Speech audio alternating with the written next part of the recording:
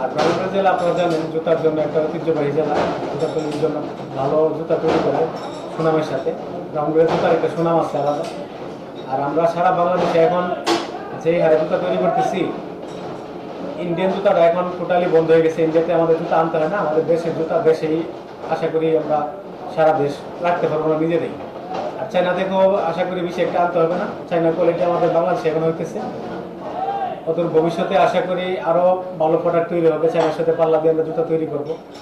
ইন্দিরা কেন্দ্র করে দিন রাত পরিশ্রম করতেছি, ছোট বড় ভাই বোনে আছে, এর জন্য পরিবারের জন্য সমস্ত মানুষের জন্য ঈদের একটা এই আনন্দ অনুভব করার জন্য সবাই নিয়ে করতে পারি। দিন রাত পরিশ্রম করি, যেমন সবরাতের পর থেকে দিল আমরা একটা জুতার একটা সিজন।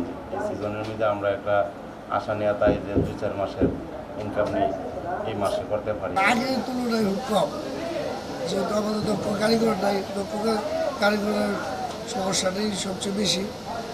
দ্বিতীয়ত আপনার সব সামানের দর বেশি, মানে উৎপাদন খরচটা বেশি, উৎপাদনের সাথে বিক্রিটার মিল নেই। পাম্পি আছে, শু আছে, ক্যাটস আছে, বাইরের জুতো আছে, দেশের জুতো আছে, সবগুলো মিলে মোটামুটি আমাদের প্রস্তুত সবটা ঠিক আছে।